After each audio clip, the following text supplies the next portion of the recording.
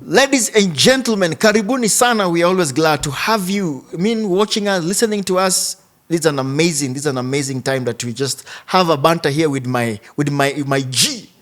My G, vipi bana? Si unipeka kaka. Sasa, my G.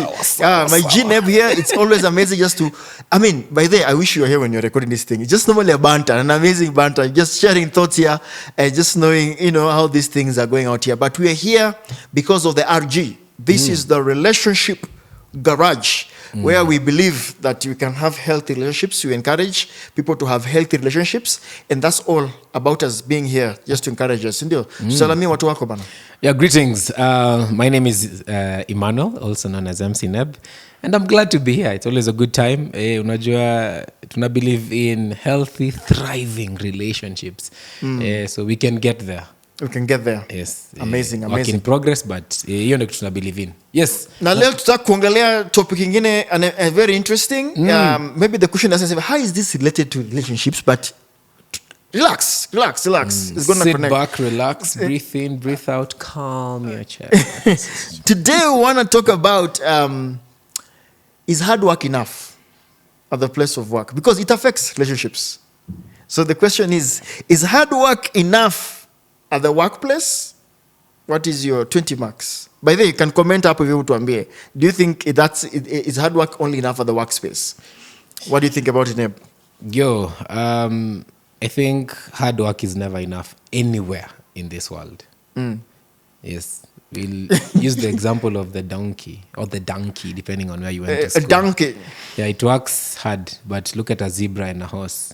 Think they're related, but Actually, somebody said everyone work hard, but great people work smart. Yeah, so I think hard work, ideally, especially now since we're talking in the setting of a workspace, I think hard work only won't take you. So there's something most professionals struggle with at the place of work. Yeah. They struggle between hard work and visibility in the workspace. In one hand, someone believes, me, I'm putting in all that you need to take and all that, but promotion when it comes, kuna msebia na poa promotion, pale unabaki pale, if you're not being promoted, and probably start asking yourself, what exactly am I not doing right?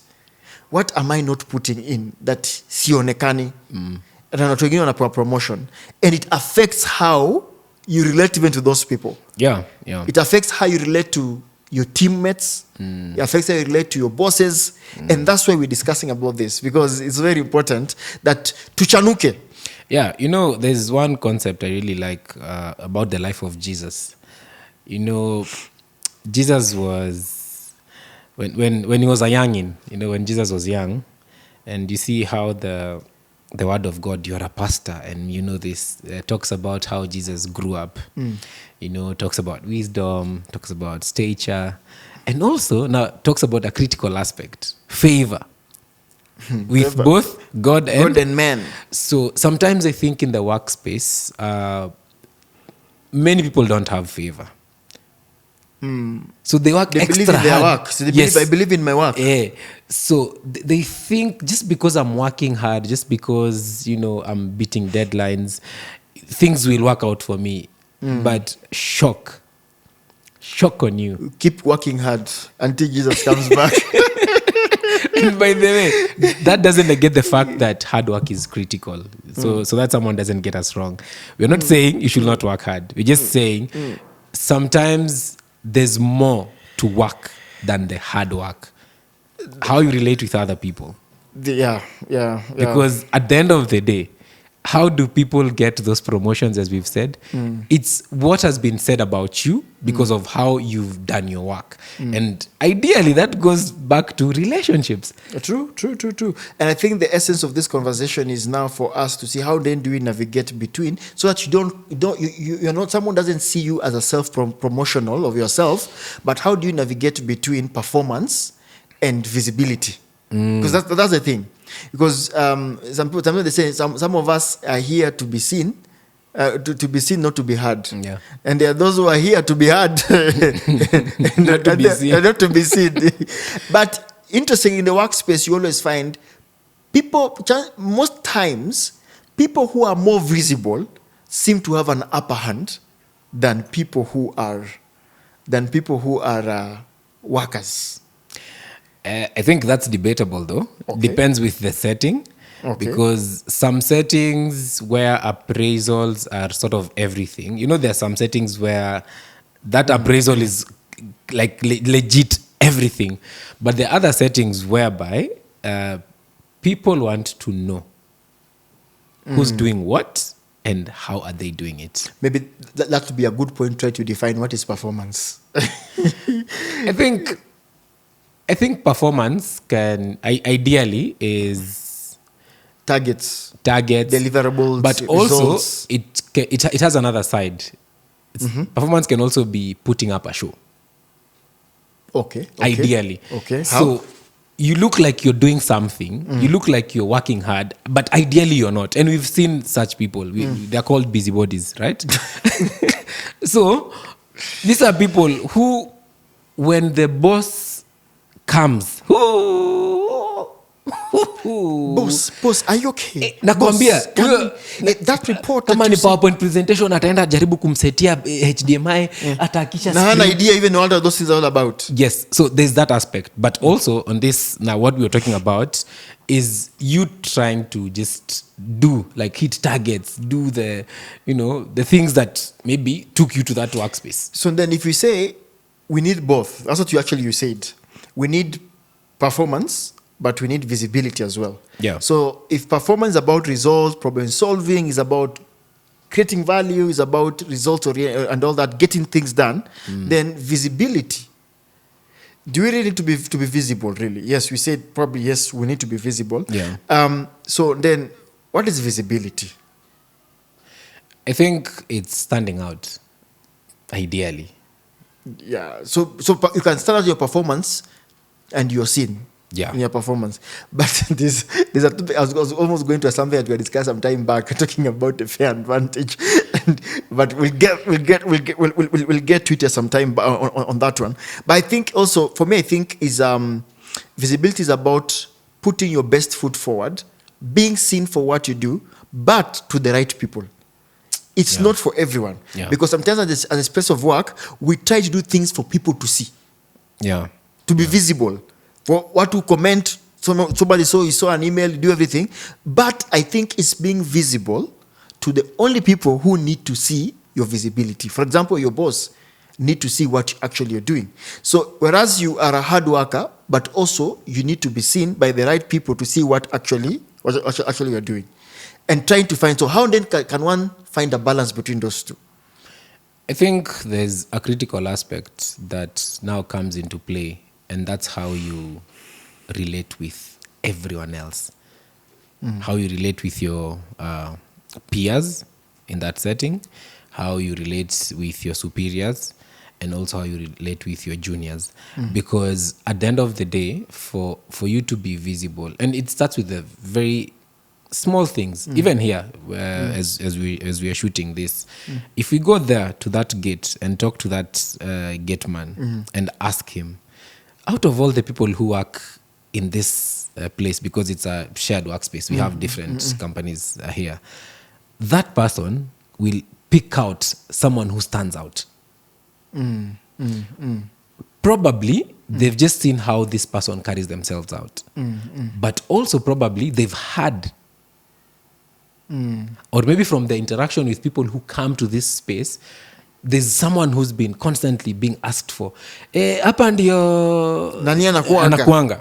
So you'll stand out because of the relationships that you build around you, but also the work that you do and how you do the work. Underline the how. The how you do it. Yes. That will make you to stand out. Yeah. But there are people actually who give in so much, but they are never noticed in the place of work. And this end up affecting them. Because actually, many a times, by the way, it can have, in terms of relationship-wise, both the high performer and the visible person, and the high performer and not visible, they're all affected. Yeah. Because you find the high performer will want to prove a point to people if they don't have humility. Yeah. And they may face rejections because people may feel you want to prove us a point. So we enda basi. So wewe unajifanya wewe ndio unajua kila kitu. Yeah. But there's also this other person who feels I'm putting everything but no one notices me, and they formed some kind of resentment towards the fellow colleagues, and this affects their relationship and how they are dealing with people. So I think it's important, one, people to realize you need both performance and you need both visibility. Yes. But how you play these two things matters a lot. Yeah, I think, Rev, just to jump into it, and sorry to cut you short, I think sometimes also we need to think, even in that workspace, what are you good at? What value do you bring? Yes. Recently, I had a conversation with someone. So he said, a very wealthy man from the States. He runs a very big company. He has like 400 employees. And he told me one thing. Rather, we were in a space. And he said, for him, if you just work for him because you're looking for a job, that's the greatest injustice he's doing to you. And it got me thinking, how many of us thrive in those spaces of work because we do it because of a paycheck, bro. Yes. So I think at the end of the day also, what will make you stand out and be visible is, are you planted in an environment where you can grow? Are you in an environment where, let's say, your giftings can thrive? Are you in a space whereby, let's say, you're working in, let's say, a marketing firm? Do you have the skills of a great marketer? Or are you just there because you're getting a paycheck and nataka you tu go home? kulipwa, nataka kwenda home? So someone else who's maybe probably passionate about that might be visible to others because of the how they do their work. And that now also makes them stand out even in how they relate with other people, because they're not frustrated. They're not there for the paycheck only. Yeah, because I think sometimes our leadership are affected in the place of work because sometimes the way we look about in some of these things. I think it's what, as I said, ask yourself, what value are you bringing to this place? You ask yourself, and who knows my value? Because that's the other challenge is, you need to know who knows my value. Yeah. And align.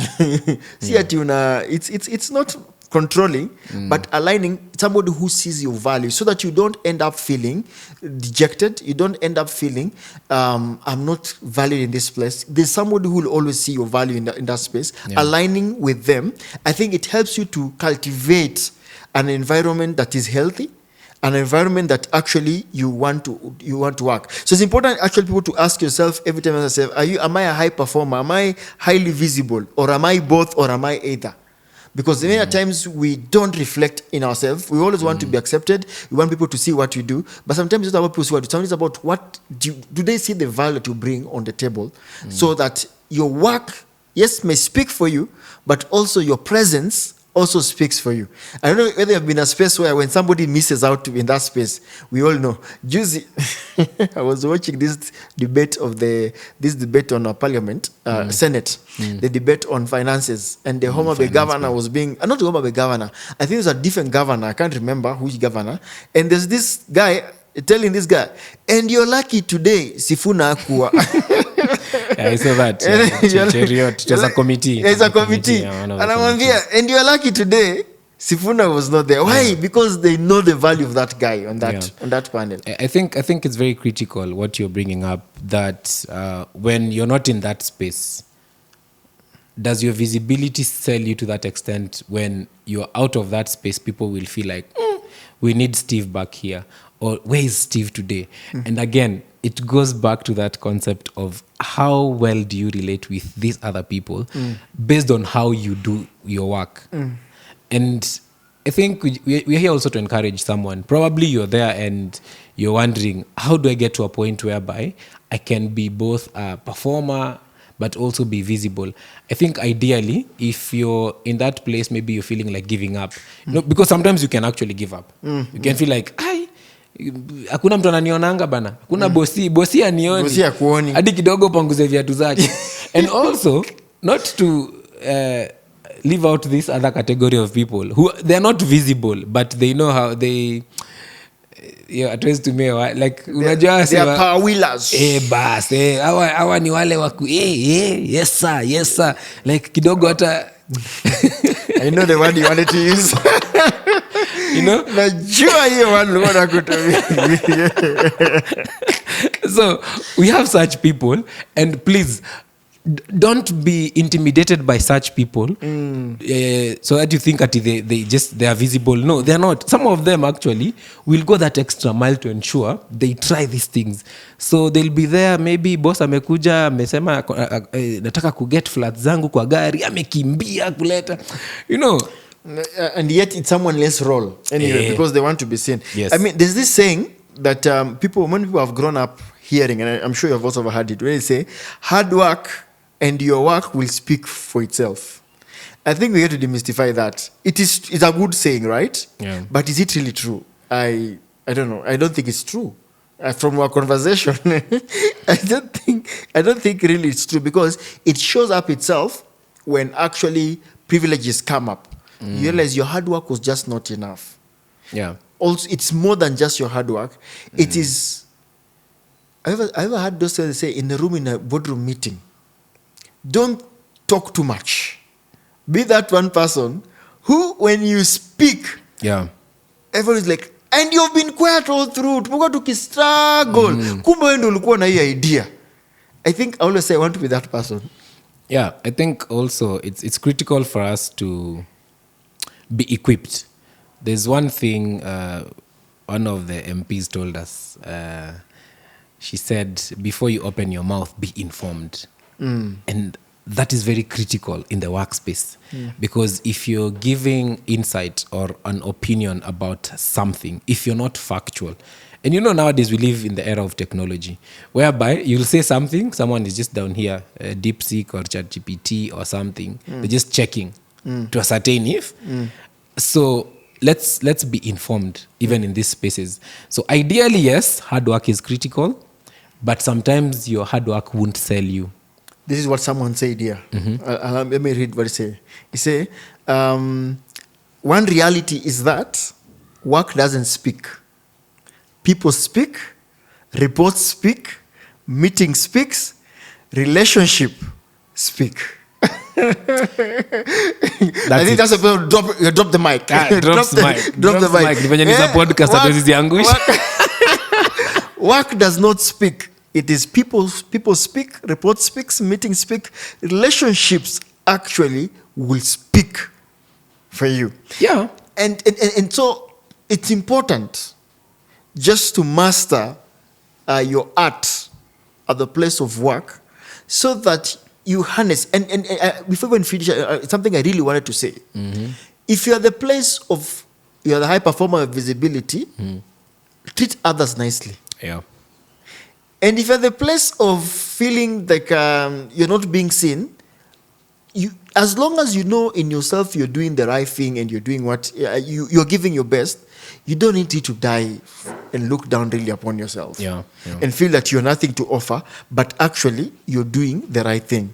And that's why I think it's important just to manage. It's important to communicate. It's important to study. Like, take time, look around, study and all that, so that you are able to have a health, because you want a healthy relationship at the place of work. Yeah. Because those small things, sometimes I don't know you, I don't know where you came from, I don't know which school you went through, but because of a perception. Yeah. Because you umeshajipanga.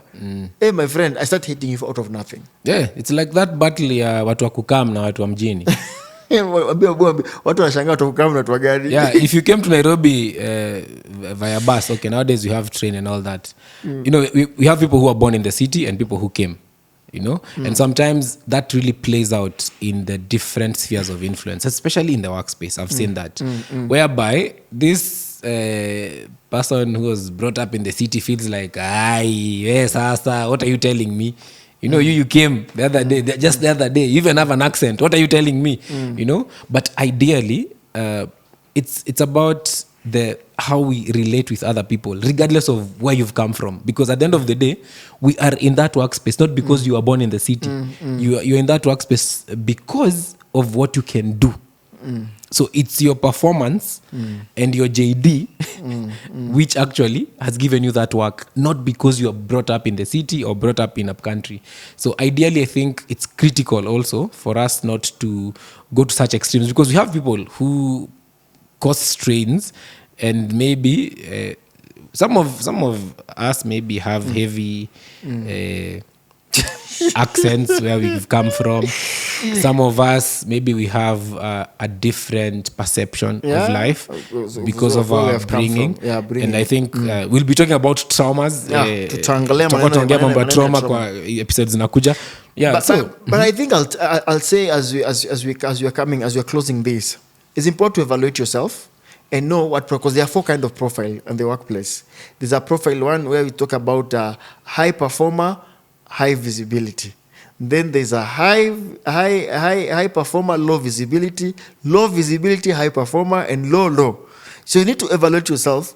Where are you? If you want to cultivate an environment that it's healthy for you in the workspace and in your relationship with people at the place of work, it's important to know, because what we are proposing, or rather what we for us the proponent is, you need to be both. You need both to be high performance and you need high visibility. That one will give you the best work relationships in the space of work. Tufungie kitu. So once again, remember, in the workspace, what will keep you going are the relationships you have with others. So first and foremost, work on yourself. Sometimes we think about others first. So it's inside out. So work on yourself. Do your JDs, ensure at least wakifanya appraisal, kazi yako unafanya. Wasikupate wewe fanya kazi yako, relate poa na watu. Promotions zikikuja utakosa na utateta. Promotions doesn't come from the east, from the west, it comes from the Lord. And on that note, guys, thank you very much for being part of this amazing conversation about performance versus visibility at the place of work. All what we're saying, they are both important. You are a good performer, but also you need to be visible. Visible, not self-promoting yourself, but being visible that unajulikana wewe ndio ule msee. So thank you very much. Please, let's keep this conversation going. Is performance and visibility important at the place of work? Please go on our comment section and let this conversation continue. Thank you to the CCO, Church Online, for making sure that this content is always coming out to you. So please, if you have not subscribed, make sure you subscribe in every of there's so much content at CCO. Now please share this conversation. We continue this conversation. God bless you.